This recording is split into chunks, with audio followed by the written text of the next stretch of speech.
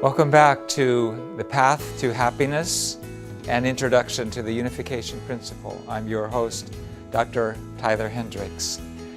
As we saw in our last session, the Bible doesn't paint a pretty picture of our performance as God's children. Adultery, murder.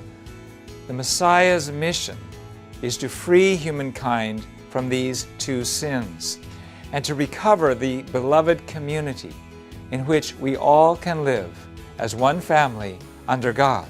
It can be done. The second major event in God's story is that of another family, the family of Noah. You see, in the principle, we look at the Bible from the viewpoint of marriage and family relationships. It opens up a whole new vista because it teaches us how God works, not by us separating from our families, but by us creating godly families, which is the greatest act of love. Now, because Cain killed Abel, the providence of restoration centered on Adam's family was not fulfilled. But God's purpose to complete His plan for creation does not change. It will be fulfilled absolutely. On the foundation of Abel's faith, God established Seth, Adam and Eve's third son, and chose Noah from Seth's lineage to fulfill the restoration providence. After he was 500 years old, Bible counting, Noah had a wife and 3 sons, Shem, Ham, and Japheth. God saw that human sin was never ending, and He saw that the thoughts of our hearts were always evil, and God lamented that He had ever created us. That is why God planned the flood judgment, to begin anew with one family, Noah's family, in the same position as Adam's family. Noah's family, therefore, had to establish conditions of indemnity to make the foundation for the Messiah, in order to complete the restoration providence. The central person to establish the foundation of faith was Noah. He was the second ancestor of humankind, called 1,600 years and 10 generations after Adam. God blessed Noah the same way He blessed Adam. Noah was a righteous man, blameless in his generation, who walked with God. He followed God's instructions absolutely, and he built the ark, even when the world around him mocked him and his family didn't understand what he was doing. Under these conditions, God was able to render the flood judgment when Noah was 600 years old. So Noah became the first father of faith. On the foundation of Abel's blood, he fulfilled his role as the central person when the earth was corrupt and full of violence. The ark was the conditional object for the foundation of faith. Noah was able to establish the foundation of faith by building the ark. The ark symbolized the new creation. The 3-story structure meant the 3 stages in the period of growth. The 8 family members who entered the ark, Noah and his wife, and their 3 sons and their wives, represented the 8 people recorded in Adam's family, as well as all humankind. And the animals represented all things in the universe. The reason God judged for 40 days of rain was to indemnify the 4-position foundation in each of those 10 generations from Adam to Noah that Satan had claimed. 40, therefore, represents separation from Satan to make the foundation of faith. And it shows up again and again in the Bible.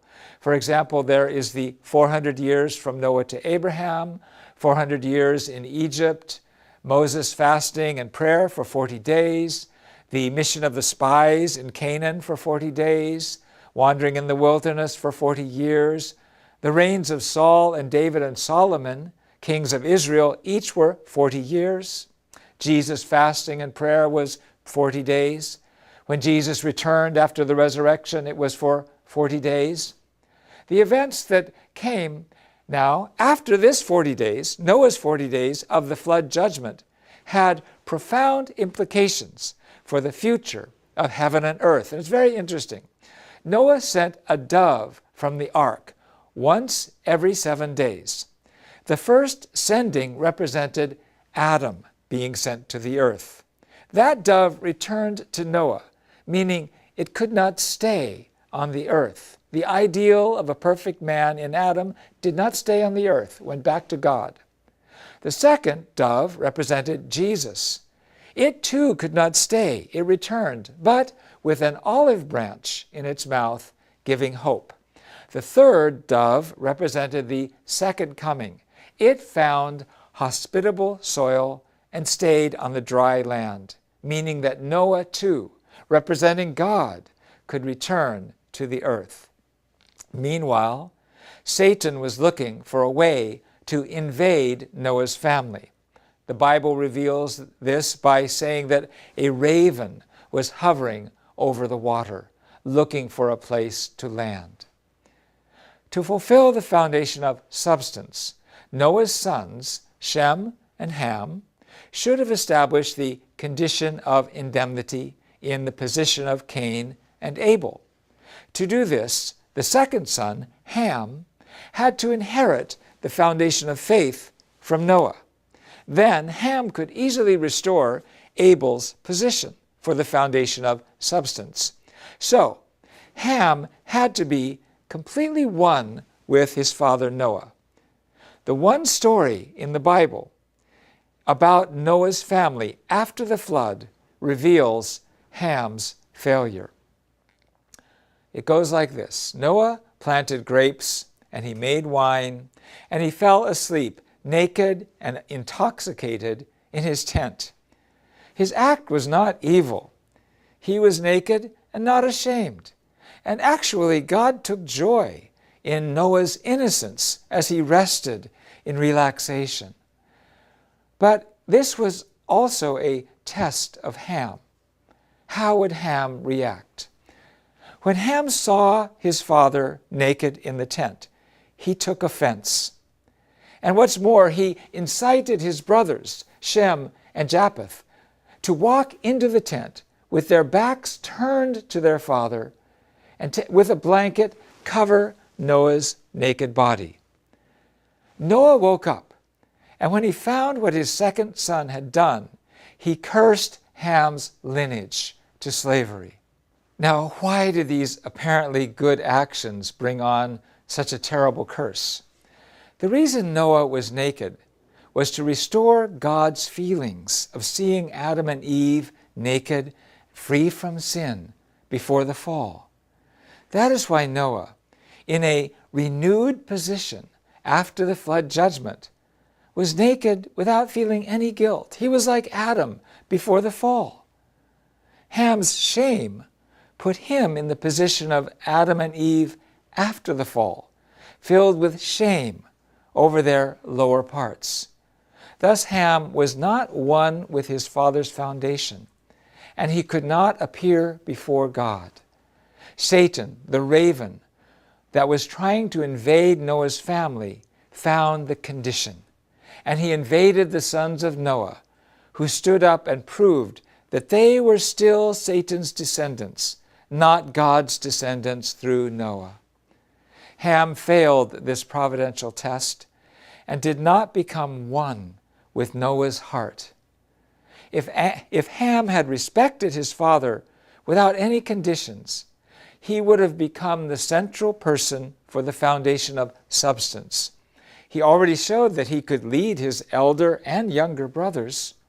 Because of Ham's mistake, the condition to forgive, to get rid of the original sin, was not established, and the restoration providence centered on Noah's family failed.